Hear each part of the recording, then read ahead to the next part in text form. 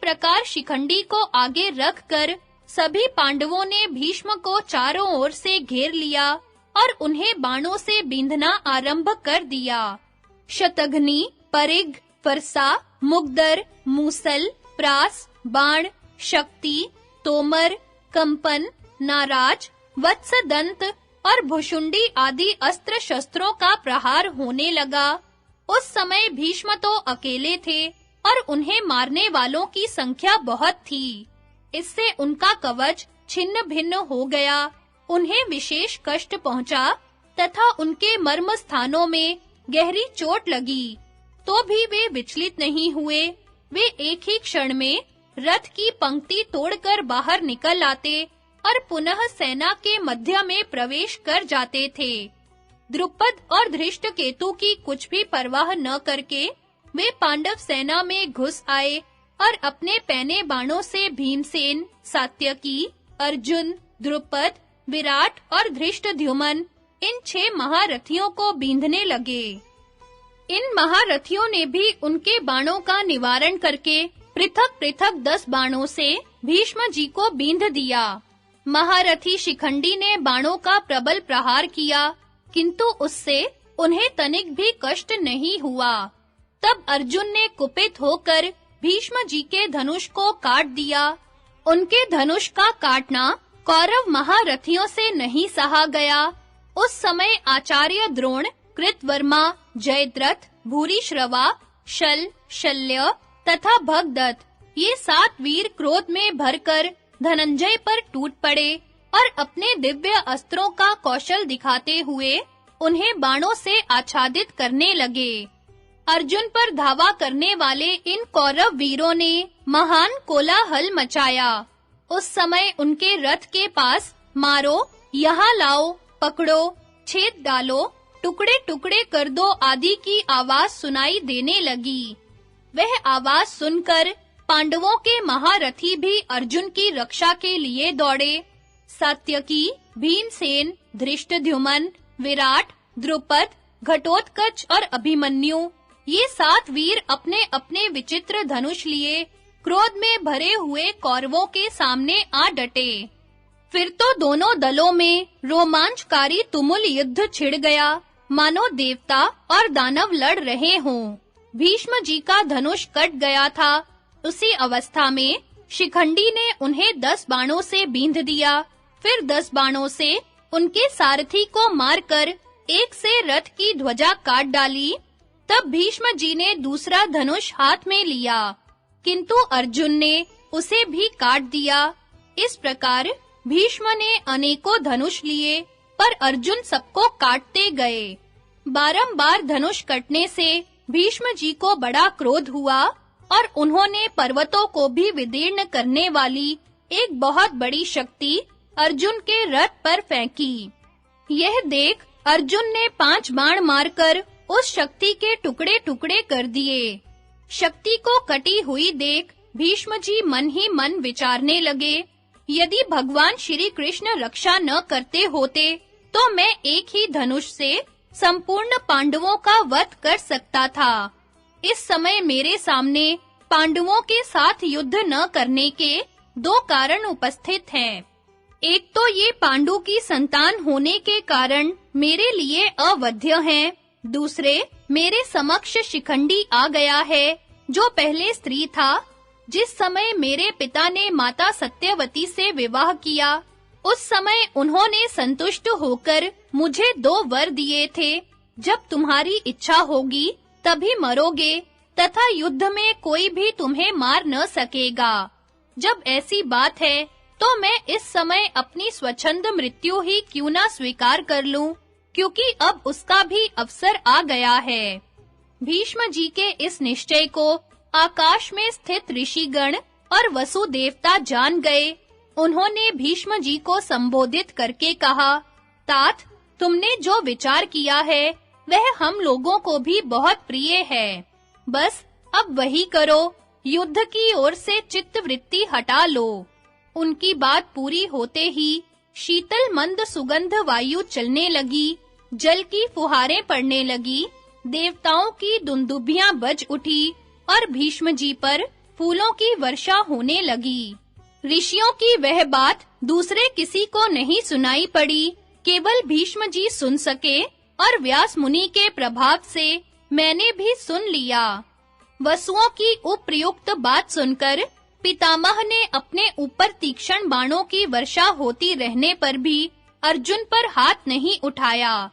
उस समय शिखंडी ने कुपित होकर भीष्म की छाती में 9 बाण मारे, किंतु वे तनिक भी विचलित नहीं हुए।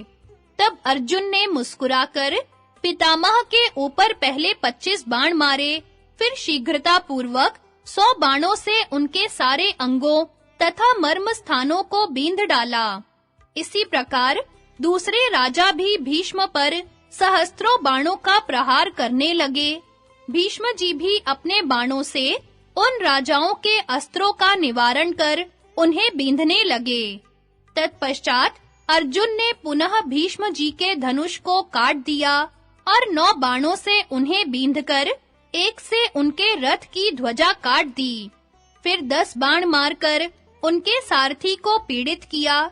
जब भीष्म जी ने दूसरा धनुष लिया तो अर्जुन ने उसे भी काट दिया। एक-एक क्षण में वे धनुष उठाते और अर्जुन उसे काट देते थे। इस प्रकार जब बहुत से धनुष कट गए तो भीष्म जी ने अर्जुन के साथ युद्ध करना बंद कर दिया। तब अर्जुन ने शिखंडी को आगे करके पितामह को पुनः 25 बाण मारे। उनसे अत्यंत आहत होकर पितामह ने दुशासन से कहा, देखो, यह महारथी अर्जुन आज क्रोध में भरकर मुझे हजारों बाणों से बींध चुका है। इसके बाण मेरे कवच को छेद कर शरीर में घुस जाते हैं और मूसल के समान चोट करते हैं। ये शिखंडी के बाण नहीं है। वज्र के समान इन बाणों का स्पर्श होते ही शरीर में बिजली सी दौड़ जाती है। यह ब्रह्मदंड के समान भयंकर और वज्र के समान दुर्दम्य है तथा मेरे मर्म स्थानों को विदीर्ण किए डालते हैं। अर्जुन के सिवा और किसी के बाण मुझे इतनी पीड़ा नहीं दे सकते।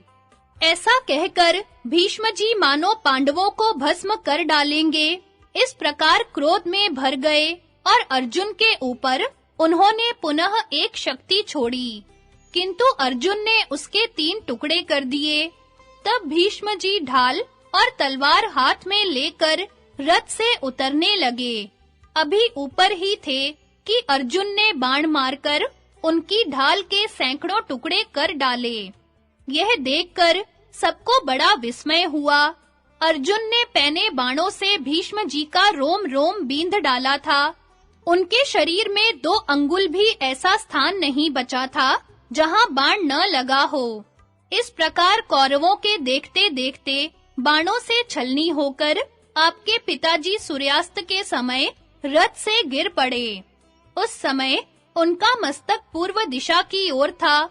उनके गिरते ही देवताओं और राजाओं में हाहाकार मच गया। महाराज, महात्मा भीष्म को उस अवस्था में देख हम लोगों का दिल बैठ गया। पृथ्वी पर वज्रपात के समान शब्द हुआ। उनके शरीर में सब ओर बाण बिंधे हुए थे, इसलिए वे उन पर ही टंगे रह गए। धरती से उनका स्पर्श नहीं हुआ। बाण शैया पर सोए हुए भीष्म के शरीर में दिव्य भाव का आवेश हुआ। गिरते-गिरते उन्होंने देखा कि सूर्य तो अभी दक्षिणायन में है। यह मरण का उत्तम काल नहीं है, इसलिए अपने प्राणों का त्याग नहीं किया, होश हवास ठीक रखा। उसी समय उन्हें आकाश में यह दिव्य वाणी सुनाई दी। महात्मा भीष्म जी तो संपूर्ण शास्त्र वेताओं में श्रेष्ठ हैं। उन्होंने इस दक्षिणायन में अपनी मृत्यु क्यों स्वीकार की? यह सुनकर पितामह ने उत्तर दिया, मैं अभी जीवित हूँ। हिमालय की पुत्री श्री गंगा जी को जब यह मालूम हुआ कि कौरवों के पितामह भीष्म पृथ्वी पर गिरकर भी अपने प्राणों को बचाए हुए उत्तरायण की बाट जोहते हैं, तो उन्होंने महर्षियों को हंस के रूप में उनके पास भेजा। उन्होंने आकर शरशैया पर पड़े हुए भीष्म जी का दर्शन करके उनकी प्रदक्षिणा की। फिर परस्पर कहने लगे, भीष्म जी तो बड़े महात्मा हैं। ये दक्षिणायन में भला अपना शरीर क्यों छोड़ेंगे? यूं कहकर जब वे जाने लगे तो भीष्म जी ने उनसे कहा, हंसगण, आपसे सत्य कहता हूँ, मैं दक्षिणायन में देह त्याग नहीं करूँगा, उत्तरायण होने पर ही धाम की यात्रा करूँगा। यह मेरे मन में पहले से ही निश्चित है। पिता के वरदान से मृत्यु मेरे अधीन है, इसलिए नियत समय तक प्राण धारण करने से मुझे विशेष कठिनाई नहीं होगी। यह कहकर वे पूर्ववत शरशैया पर सोए रहे और हंसगण चले गए। उस समय कौरव शोक से मूर्छित हो रहे थे। कृपाचार्य और दुर्योधन आदि आह भर-भर कर रो रहे थे। कितनों को विषाद के मारे बेहोशी छा गई थी। उनकी इंद्रियां जड़वत हो गई थी। कुछ लोग गहरी चिंता में डूबे हुए थे। युद्ध में किसी का भी मन नहीं लगता था।